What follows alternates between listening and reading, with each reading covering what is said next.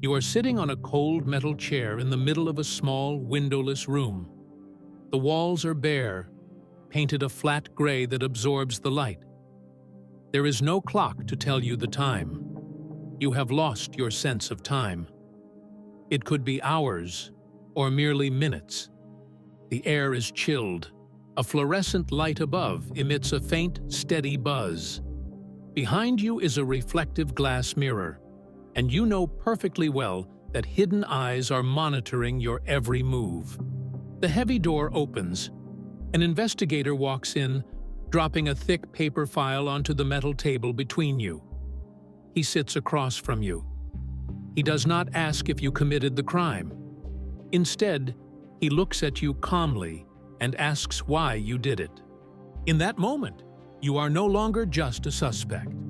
You are navigating a psychological maze designed to dismantle your mental defenses. What happens inside interrogation rooms is not merely a conversation to gather information. It is the reverse engineering of the human mind, an exploitation of our biological vulnerabilities. Many interrogation rooms are deliberately designed. They serve as the first tool in the process. The artificial lighting, the cold temperature, the absence of windows. It is designed to induce mild sensory deprivation. Your brain is evolutionarily programmed to search for signals of safety, time, and direction. Stripped of those, it turns inward. Before a single word is spoken, your nervous system detects a threat, releasing stress hormones like cortisol and adrenaline. But when the conversation begins, you might be surprised to find that the investigator seems highly approachable. He offers you a cup of water, asks about the mundane details of your day, your family, or your job. You might assume he is trying to ease the tension. In reality, he is conducting a behavioral and physiological assessment of your reactions. He is studying your breathing rate, your eye movements, your posture, and the tone of your voice, while you discuss familiar topics that do not trigger stress. This is establishing a behavioral baseline, the standard against which every future hesitation will be measured. Once he has this data, his tone shifts. He leans in. He points to the file on the table and states that they have all the evidence needed to convict you. He claims they possess hidden camera footage, fingerprints, and testimonies from witnesses who saw you at the scene. He assures you that your denial now will only worsen your situation before the judge. The reality is, that file might be completely empty. Everything he just said could be a fabrication. In some legal systems, investigators are allowed to use a degree of psychological deception or bluffing during an interrogation, while other systems restrict these practices. But inside that room, the illusion feels real, subjecting your brain to a phenomenon known as cognitive overload. Under stress, your brain undergoes a rapid shift. The activity in your fear and threat processing circuits drastically increases, while the efficiency of your executive functions linked to the prefrontal cortex may severely decline. You are trapped in a biological state of fight or flight, yet you are confined in a room where you can do neither. The only survival mechanism your brain can process is to speak and find a way out. This is where the investigator drops his next bait, a tactic known in criminal psychology as minimization or moral justification. He does not call you a monster. Instead, he speaks to you with an empathetic tone resembling a close friend. He tells you that he knows you are a good person and that what happened was just a tragic mistake. He suggests that perhaps the victim provoked you, and you were merely defending yourself. These gentle words are not compassion. They are a psychological bridge built for you to cross. The human mind rejects cognitive dissonance. It struggles to admit to being malicious. When the investigator offers an excuse that makes the act seem like a natural reaction, your exhausted brain clings to this justification. You might initially try to resist, stating clearly that you are innocent. But in certain documented interrogation methods, every time you attempt to deny the accusation, the interrogator cuts you off. This calculated rejection is a systematic tactic designed to create a psychological state known as learned helplessness.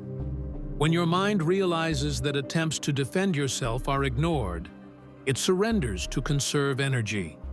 You lose the will to resist, becoming highly susceptible to the person holding authority in that room.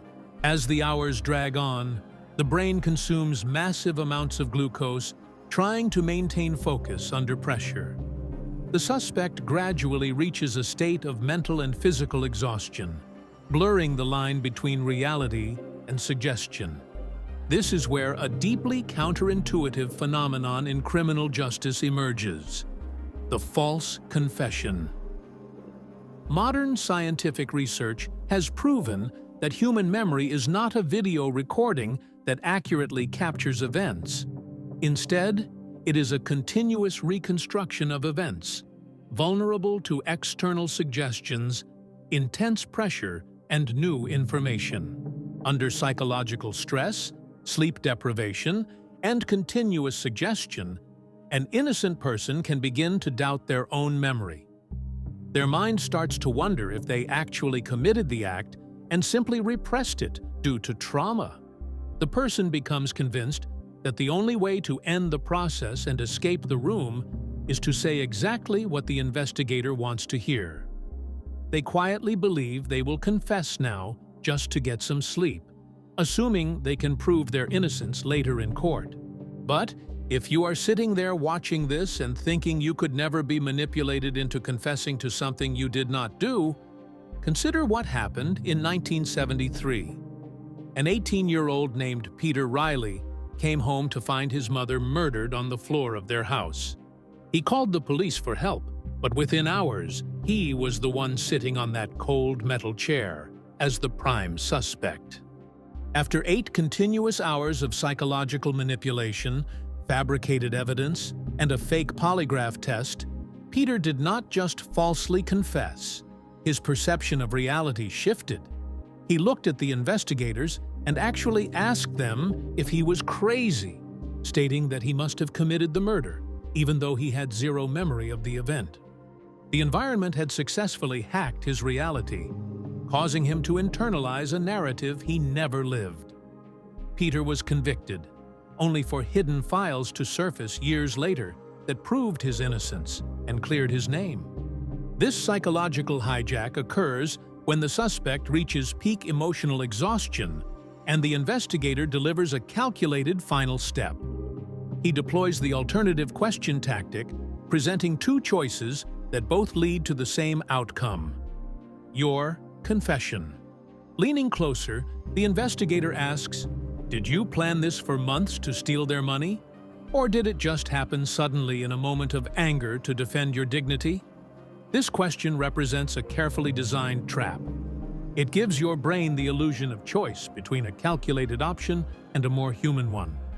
Naturally, your exhausted mind rushes to choose the lesser evil to preserve its self-image, whispering that it happened in a moment of anger. The moment you utter those words, the trap closes. The psychological process has reached its goal. The most fascinating aspect scientifically is what happens inside the chemistry of the human brain the moment the person delivers this confession. Whether this confession is factually true or fabricated from pressure, surrendering and ending the conflict triggers a biological reaction. The person might expect guilt, but instead, they often feel a wave of temporary relief as the psychological pressure drops. While the exact biological response varies, the sudden release from hours of tension creates a fleeting sense of peace. They have finally ended the ordeal and pleased the authority figure. Studying the psychology of interrogation does more than reveal the tactical methods of law enforcement. It exposes an unsettling truth. The human mind, despite its complexity and analytical power, remains fragile against systematic manipulation. A carefully designed environment, psychological pressure, and suggestion can rewrite a person's reality, leading them to compromise their own life with their own words. This scientific realization forces us to pause and wonder about the number of people currently sitting in prisons around the world. People who have never committed a crime, whose only fault was that their exhausted minds simply could not endure sitting on that cold metal chair for another hour. If this journey into the hidden vulnerabilities of the human mind changed how you view reality, hit the like button to support these deep explorations. Subscribe to Mentra and turn on notifications so you never miss our upcoming cinematic thought experiments that challenge everything you think you know about science, history, and the future. Share your thoughts with us in the comments. Do you still believe your memory is bulletproof? Or do you think the right amount of psychological pressure could convince you of a reality that never existed? We read every single comment, and we are waiting to see your theories before our next journey into the unknown.